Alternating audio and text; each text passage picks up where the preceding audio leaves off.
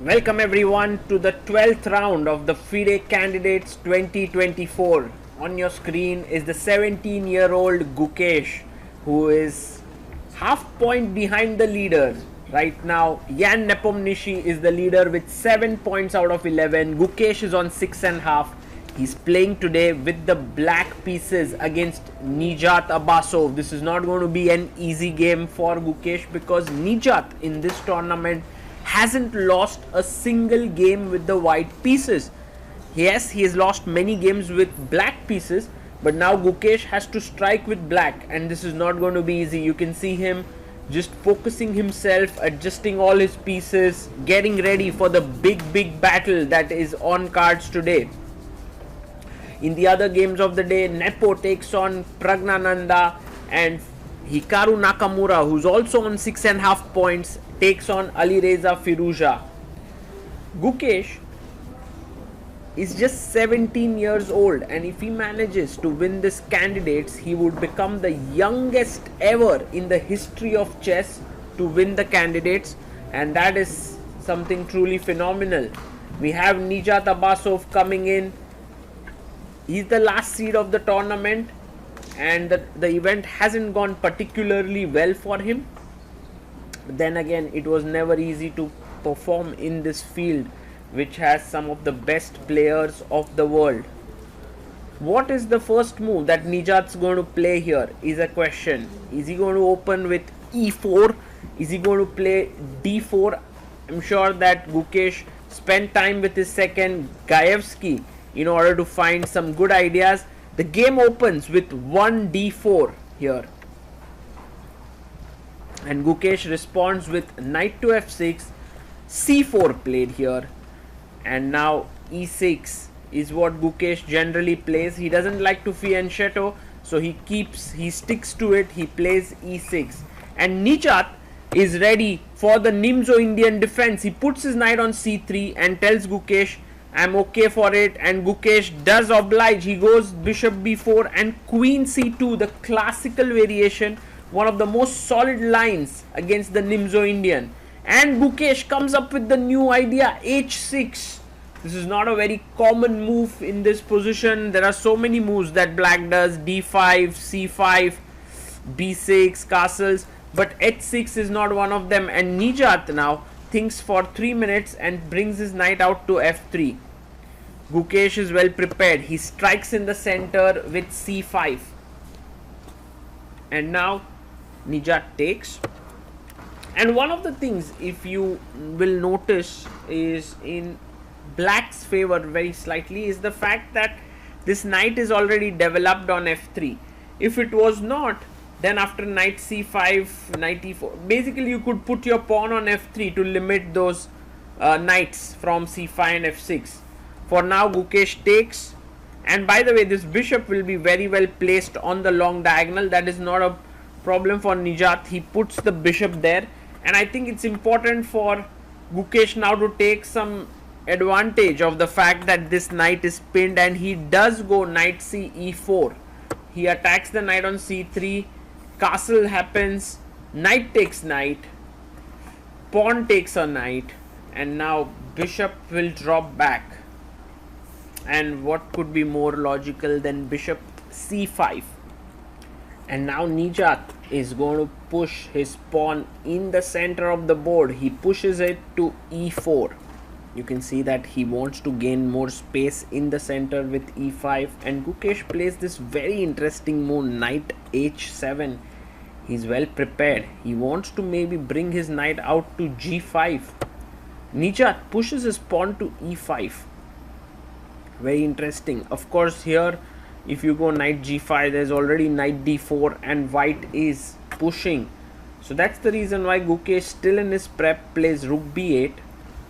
And now the knight comes to d2. The knight wants to come to e4, hitting the bishop and also looking at the d6 square. Very quickly, pawn comes up to b6. Knight jumps to e4. This is a very good square for the knight. Nijat has actually played well in the opening. Although he's taken a lot of time on the clock, he's doing very well. Bishop b7 played. Gukesh has 1 hour 57 minutes while Nijat is down to 1 hour 27 minutes. So 30 minutes time lead for Gukesh. And now he plays his pawn up to h4. Queen comes to c7. Now with the pawn on h4, it was basically to stop maybe the knight from coming out. Queen comes to c7 and Nijat now plays his rook to d1. Gukesh chops off the knight. Very interesting. And if you take with the bishop, there's the move f5.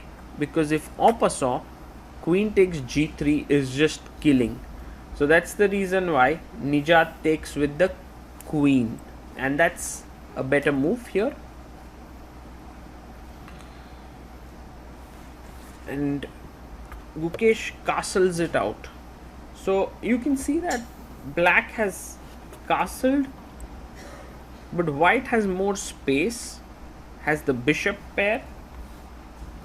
Rook goes to d8. Gukesh has the better pawn structure. It's a very imbalanced position, and Nijat has to try and make use of his imbalances while Gukesh will make use of his.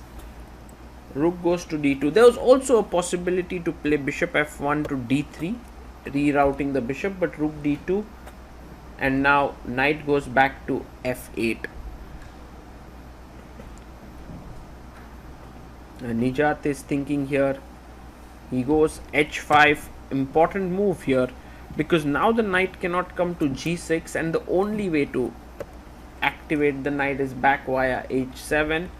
Pawn comes to b5, and this move is slightly weird because you are undoubling the pawns, but at the same time when you are low on space, you need those open lines for your pieces, and b5 just does that. It gets some breathing space for the black pieces. The rook can now join in, and the b file has opened up. Nijat plays bishop f1 attacking the rook, and Gukesh goes with his rook back. White plays the other rook to d1, and Gukesh brings his rook to b8. I like how the knight on f8 in a very minimalistic way not only defends here but also the king, and Gukesh a4 played here by Nijat. This pawn on a4, maybe he wants to put his bishop on b5, that could be an idea, but Gukesh enters with rook b3 attacking the pawn on c3. It is defended by rook to d3. The position is around even, but now rook a3, you can see Gukesh turning on the heat here. Rook f3 played by Nijat. Some attacking chances on the king side. Queen c6 offering a trade of queens, and Nijat takes it instantly. Gukesh takes back. How do you defend this pawn on a4? It's almost impossible to do that.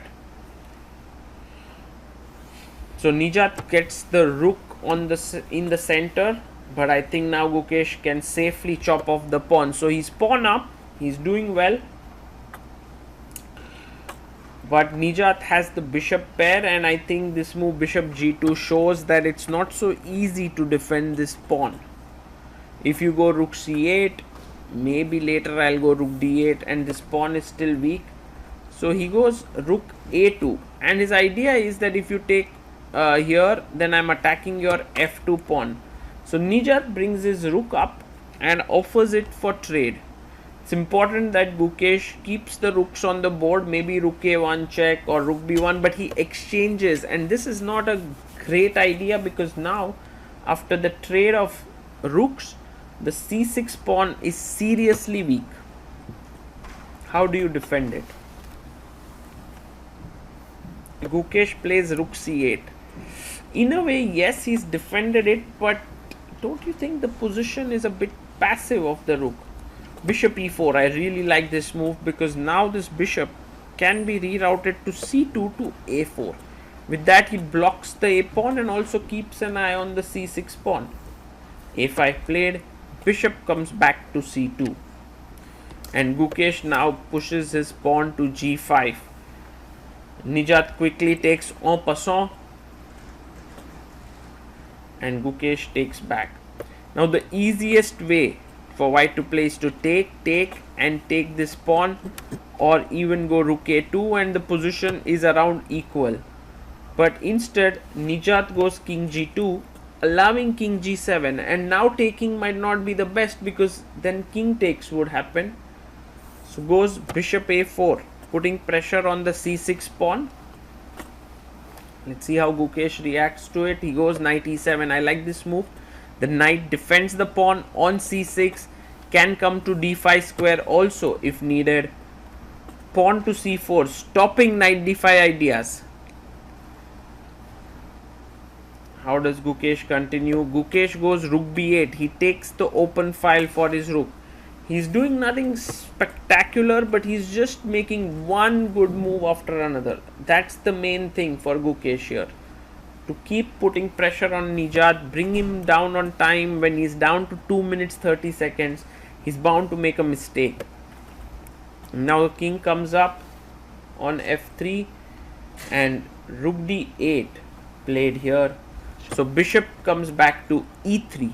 So step by step, now black can improve the position with the rook moving in. Rook d3, fantastic move played here by Gukesh. The rook enters, he gets up from the board, he knows that he's better. 30 minutes have been added on the clock to both the players. King to e2, and Gukesh has to attack this pawn here on c3, on c4 by rook c3. And I think it is natural. Yes, he plays rook c3. Fantastic move here, because now to defend this pawn is not easy.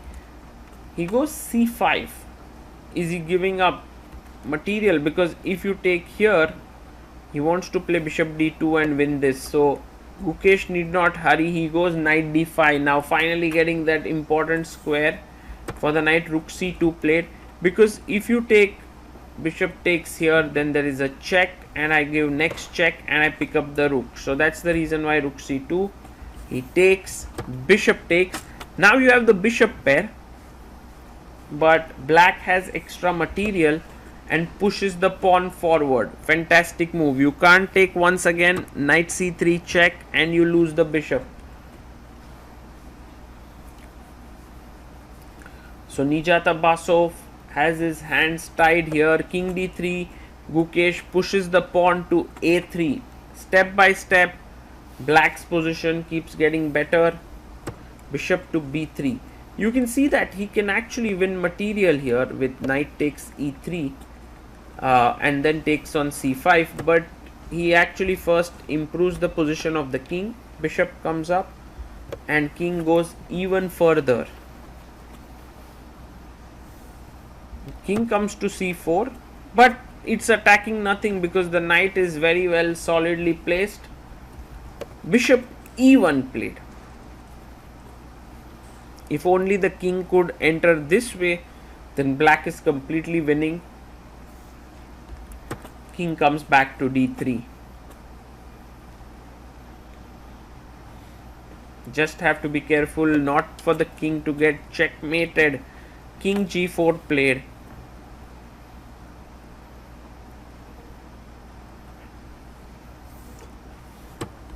And now bishop d1 check, so the king cannot come to f3, but I think the king can go to h3. No, he goes king g5, but also king h3 was not a bad idea to come from here. King g5 played, and he goes back to b3. For Gukesh to make inroads is not so simple here, but king f5 is a nice move, because with this now everything is tied up. The bishop needs to protect a2. This pawn is attacked. This pawn is attacked. So Nijat goes king c4 and black king comes in. Bishop d1 played, because if you had given a check, the king could have entered from f3. So that's the reason why bishop d1, and now pawn to a2. So he plays pawn a2, f3 played, king goes back to f5. Suddenly the g pawn is now hanging. Bishop takes g3. So he goes bishop c2 check, king g5, and bishop b3 played here. He wants to attack this pawn here on a2. Gukesh quickly chops off the g pawn while Nijat takes the a pawn. Now there is a new boss in town, which is the h pawn, and Gukesh simply pushes it forward with h5. Pawn is extremely strong here, and you can see that Gukesh looks so confident. He knows he's completely winning here, and Nijat Abasov has fought well, but Gukesh somehow step by step managed to outplay his opponent. I think the biggest miss for Nijat was to not take the knight on g6, and he shakes his hand off the opponent. Gukesh has managed to win. He now joins the leaders in the tournament with 7.5 out of 12. He joins Hikaru Nakamura and Jan Nepomniachtchi. What a performance by this youngster, just all of 17 years old, and is leading the candidates with just 2 rounds to go. Insane. He is the biggest hope for the Indian chess fans now, and it will be interesting to see how he does in the remaining 2 rounds. But here, winning on demand with the black pieces against Nijat was not at all easy. After setting up the pieces, Gukesh generally pays his respect to the board. That he does, and now he'll be ready to go back to his room, take some rest for the rest day, and then come back against Alireza Firouzja with the white pieces in round number 13, and against Hikaru Nakamura with the black pieces in the final round.